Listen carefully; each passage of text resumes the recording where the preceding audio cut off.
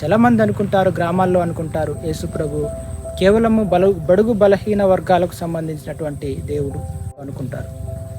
అయితే రాష్ట్రాలలో, దేశాల్లో అనుకుంటారు కదా, ఆయన మన రాష్ట్రానికి సంబంధించిన దేవుడు కాదు, మన దేశానికి సంబంధించినటువంటి దేవుడు కాదు అని మన ప్రజలు అనుకుంటూ ఉంటారు. కానీ వాస్తవానికి ఆయన అమెరికా దేశీయుల దేవుడు కాదు, ఇంగ్లాండ్ దేశస్థులైనటువంటి తెల్లవాళ్ళ దేవుడు కాదు.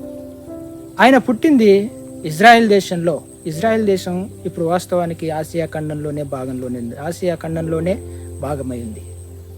ఆయన ఆసియా ఖండం అంటే భారతదేశము ఏ ఖండంలోనైతే ఉందో ఆ ఖండానికి చెందినటువంటి దేవుడే, మన ఖండానికి సంబంధించినటువంటి దేవుడే. ఆయన అమెరికా తెల్లవాళ్ళకు సంబంధించినటువంటి దేవుడు కాదు. ఒకప్పుడు అమెరికన్స్కి ఆ దేవుడు తెలియదు, ఇంగ్లీష్ వాళ్ళకి ఆ దేవుడు అంటే తెలియదు. ఎప్పుడైతే సువార్త, బైబిల్లో ఉన్నటువంటి అపోస్తులైనటువంటి పౌలు ద్వారా సువార్త ఎప్పుడైతే ఆ ప్రాంతానికి వెళ్ళిందో, అక్కడ బండిపోటుదారులు, భయంకరమైనటువంటి ప్రజలైనటువంటి ఆ ప్రజలు క్రీస్తు యొక్క సువార్తను అంగీకరించిన వెంబటే వారి సమాజంలో నైతికమైనటువంటి ప్రవర్తన, గొప్ప అభివృద్ధిని వారు సాధించారు.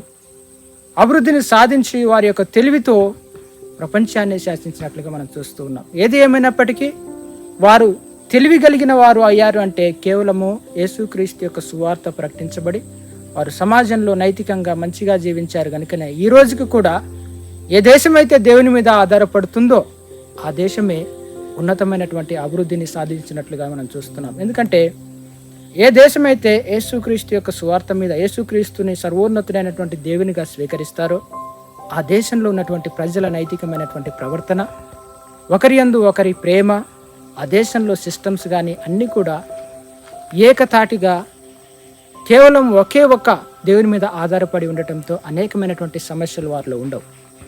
మన దేశంలోనైతే అనేకమైనటువంటి సమస్యలు, కుల సమస్య, మతాల మధ్య సమస్యలు, కులాల మధ్య సమస్యలు, కులాల మధ్య పోరాటాలు, మతాల మధ్య పోరాటాలు, ఇవన్నీ కూడా దేశానికి ఆటంకమే, దేశ అభివృద్ధికి ఆటంకమే, దేశ ప్రజల యొక్క ఉన్నతమైనటువంటి అభివృద్ధికి, నైతిక అభివృద్ధికి, భౌతిక అభివృద్ధికి అన్నిటికీ కూడా ఆటంకంగానే ఉంటున్నాయి.